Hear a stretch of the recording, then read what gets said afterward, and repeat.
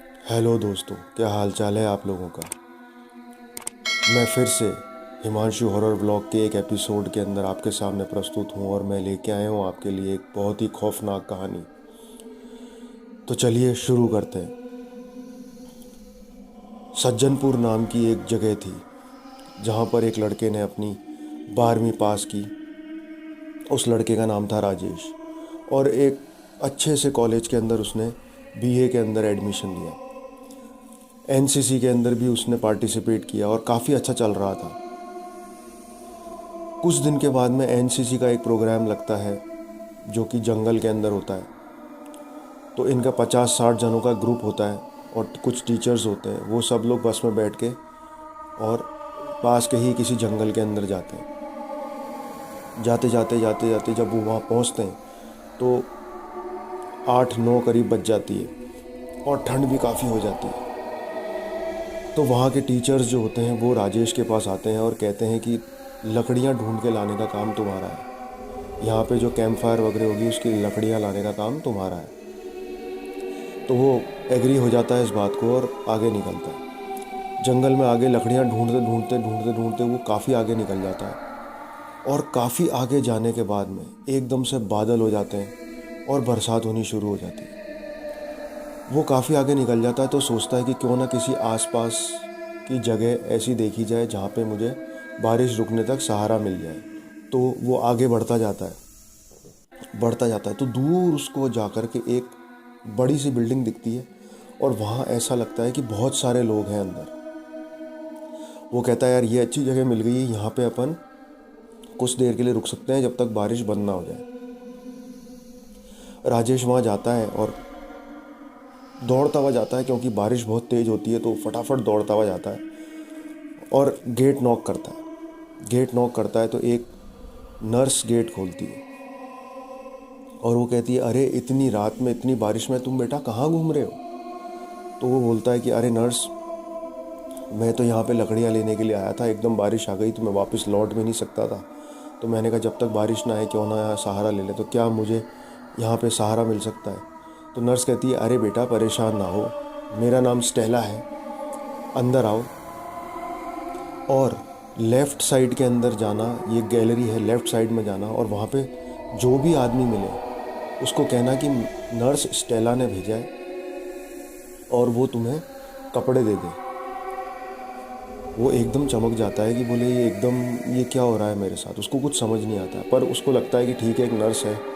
उसको ऐसा लगता है कि ये एक हॉस्पिटल से है। वो लेफ़्ट के अंदर बढ़ता है, गली के अंदर जाता है, आगे जाता रहता है। थोड़ा सा दूर चलता है कि पीछे उसके कंधे के ऊपर एक जना हाथ रख देता है। हाथ जैसे ही वो पीछे मुड़ता है तो एक आर्मी मैन होता है जिसका नाम होता है अमित। वो उसको कहता है कि अरे भाई कहाँ जा रहे हो इतने भीगे हुए। तो वो कहता है कि अरे मुझे स्टेला मैम ने भेजा है और स्टेला नर्स जो है उन्होंने मेरे को भेजा है और उन्होंने ये बोला है कि जो भी आदमी मिले उसको कहना कि कृपया करके मुझे कपड़े दे दे। तो वो ज़ोर से हंसता है और कहता है अच्छा तुम स्टेला से भी मिल लिए। तो वो कहता है स्टेला से भी मिल लिए मतलब। अरे बोले कुछ नहीं, मैं तो यहाँ पे काम करता हूँ, मैं पहले आर्मी के अंदर था, अब सिक्योरिटी में काम करता हूँ, आओ मैं तुम्हें कपड़े देता हूँ। वो दोनों थोड़ा आगे जाते हैं और रूम नंबर 203 के अंदर जाते हैं। 203 में जाते हैं, एक बढ़िया रूम होता है जहाँ पे सोफ़ा होता है, टीवी होता है, टेबल होती है, एक पलंग होता है पेशेंट के लेटने के लिए, बहुत अच्छा होता है। वहाँ पे एक छोटा सा स्टोर रूम होता है। वो कहता है कि मैं अलमारी में से कपड़े लाता हूँ और तुम्हें देता हूँ, ये स्टोर रूम के अंदर जा कर के तुम चेंज कर लेना। ये स्टोर रूम भी था और थोड़ा बाथरूम भी था, इसमें चेंज कर लेना जाके। वो कहता है ठीक है। तो वो उसको एकदम वाइट कुर्ते पजामे ला के देता है। वो स्टोर रूम में जाता है जहाँ पे टॉयलेट वगैरह सब कुछ थी, स्टोर रूम चेंजिंग रूम सब कंबाइंड था। वो अंदर जाता है, अपने कपड़े उतार ही रहा होता है कि उसको दीवार पे खून के छींटे दिखते हैं। वो कहता है अरे ये खून के छींटे कैसे हैं। उसको कुछ समझ नहीं आता है। और पास के अंदर एक आईना होता है। वो फटाफट कपड़े पहन के आईने में जैसे ही अपने आप को देखता है तो उसका पूरा शरीर तो दिख रहा होता है और उसका सर गायब होता है। वो इतना घबरा जाता है कि गेट एकदम अनन फनन में तोड़ते हुए भागते हुए निकलता है। तो पीछे वो जो आर्मी मैन होता है सोल्जर, वो कहता है अरे कहाँ जा रहे हो। एकदम गुस्से में बोलता है, कहाँ जा रहे हो? अरे बोले ये जगह सही नहीं है, यहाँ से निकल चलो। बोले भाई हुआ क्या, इधर आ, इधर बैठ। उसकी बात सुन के उसको थोड़ा ठावस आता है, वो आके बैठता है उसके पास और वो कहता है हुआ क्या? बोले इस बाथरूम के अंदर जहाँ मैं चेंज कर रहा था, स्टोर रूम भी था, जो भी था आपका, वहाँ मैं चेंज, उसमें आईने के अंदर मेरी शक्ल ही नज़र नहीं आ रही और खून के छींटे हैं। मैं तो यहाँ से जाऊँगा। तो वो कहता है कि जब तक तुम मेरी बात नहीं सुनोगे यहाँ से कोई भी नहीं जा सकता है, तुम भी नहीं जा सकते। तो वो कहता है कि ऐसी क्या बात है, वो घबरा जाता है एकदम। वो कहता है भाई आपकी क्या बात है, सुनाओ मेरे को, क्या है, मैं जाना चाहता हूँ यहाँ से। तो वो कहता है कि मेरा नाम अमित है, जैसा कि मैंने तुम्हें पहले बताया, और मैं यहाँ पर क्या हुआ था कि एक वॉर हुई थी।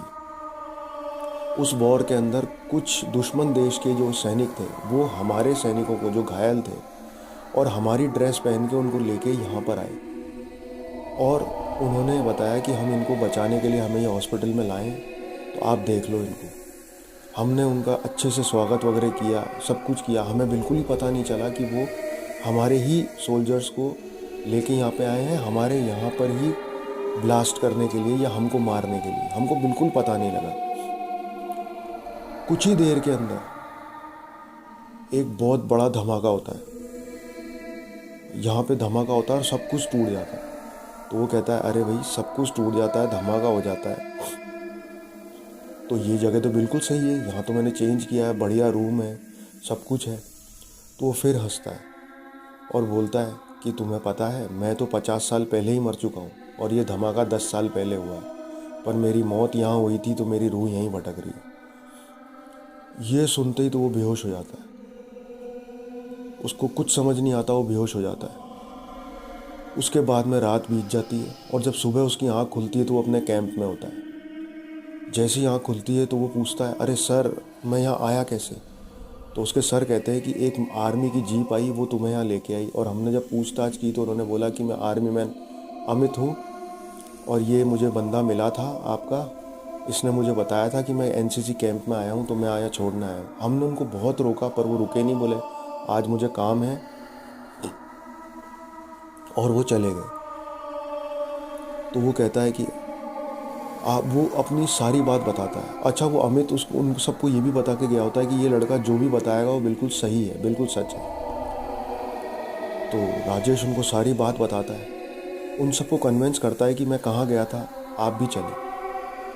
वो उन सबको लेकर के उस जगह पे जाता है और जैसे ही वहाँ जाता है ना तो उस जगह बिल्कुल खंडर होता है, मतलब टूटी हुई बिल्डिंग, फटी हुई बिल्डिंग। वो अपनी आंखों पे विश्वास ही नहीं कर पाता है कि ये हुआ क्या, मैं जहाँ पे रात भर रुका था वो एक खंडर था। उसको बिल्कुल भी समझ में नहीं आया। सारे टीचर हक्के बक्के रह गए, सारे स्टूडेंट उसके साथ के जितने भी दोस्त थे वो हक्के बक्के रह गए। तो वो दरअसल उसने पूरी रात एक भूतिया हॉस्पिटल में बिताई थी। बहुत ही खतरनाक। अगर आप में से कोई ऐसा कुछ अनुभव कर चुका है तो मुझे ज़रूर बताएं। तो कैसी लगी आपको मेरी कहानी? अगर अच्छी लगी हो तो कमेंट ज़रूर करें, लाइक शेयर सब्सक्राइब ज़रूर करें, क्योंकि मेरी ऐसी ही कहानियाँ, दिलचस्प और रोंगटे खड़े करने वाली कहानियाँ आपको मिलती रहेंगी। तब तक के लिए बाय, हैप्पी हॉरर नाइट।